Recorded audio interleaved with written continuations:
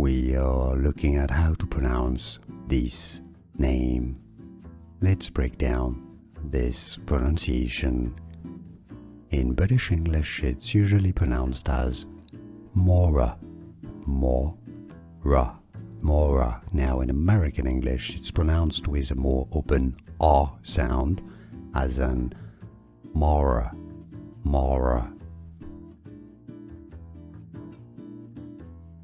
We are looking at how to pronounce this name.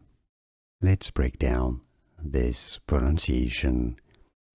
In British English, it's usually pronounced as Maurer, Maurer, Maurer. Now in American English, it's pronounced with a more open R sound, as in Maurer, Maurer.